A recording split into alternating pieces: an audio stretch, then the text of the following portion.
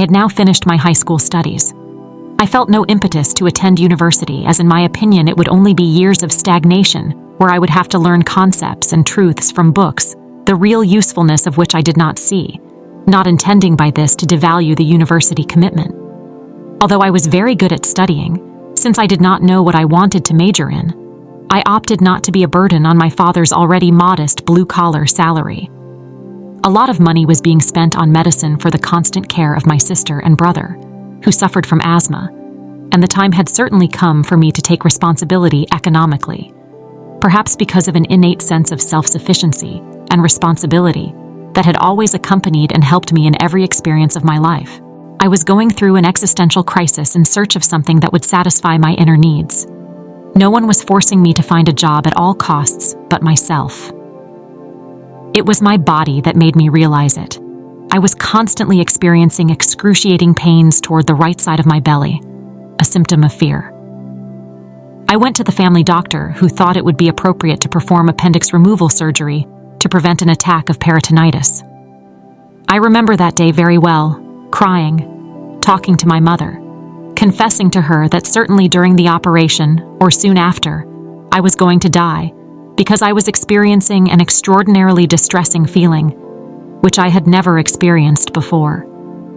Those words did not come from me, unaware of the experience I was about to go through. For the first time, I noticed my mother's attention concentrated on my situation, since her constant efforts were always directed elsewhere, concerned as she was about the precarious health of her other 2 children.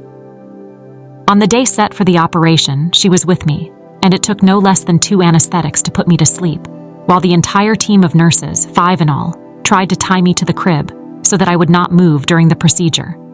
This detail was later confirmed to me over time by a nurse who was present that day, who recognized me on the street as we were, both of us on the bus, recalling all her amazement at the strength and endurance I had shown in that circumstance, which had never been seen in any patient she knew. The operation nevertheless succeeded, even though the anesthetics did not work, and I actively participated in part of the operation. This can only confirm the deep fear of having to end my existence so prematurely. 19 years seemed little to me, even though I had lost a little brother of only 6 months at about 6 years of age. I stayed in the hospital 3 days in all, without a drip, continuing to fast, because it had to be this way. Over the next few days, however, the fear of dying had left me, but as I returned home, the anguish returned, and certainly not without a reason. I was really going to die, and what on the level of intuition I had foreseen was now being fulfilled. I remember being alone in the room and suddenly feeling icy. My muscles had completely stiffened. I quickly realized that it was time to go. I felt the exact sensation of abandoning my body and entering a tunnel of light that was initially white and moving like a vortex, sucking me in. I had the awareness that I was completely alive in that thing coming out of my body, and that it certainly must have been my soul. Even in this experience of such grave danger, I showed great strength. I had no intention of completely abandoning my body. Meanwhile, as I drifted further and further away, I heard marvelous angelic songs approaching, impossible to be evoked on this earth by any human voice. It was all true. The sense of bewilderment increased. I was already completely distant, though embraced by a sweet feeling of love and absolute peace. My real battle was about to begin, and as much as I felt that I had made contact with a dimension distantly already familiar to me and of complete joy, I simultaneously did not want to leave my present world. I did not want to leave this journey unfinished without having learned and understood the real necessity of my stay on Earth. God knows how much I struggled with my mind in a conversation between myself and the divine, of which until then I had not the faintest awareness. At that time, I had drifted away from the church because I was seeking the true face of God in my own way, His true essence, which even then I did not identify with matter, but with a way of being only spiritual. For me, God could not be described with the qualities of a man.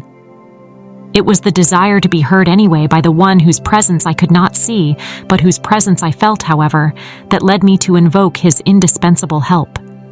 I knew I would be rescued, for mine was not just a moment of great despair. It was much more. I clearly asked to let me live a little longer because I wanted to complete some experiences I had planned to have.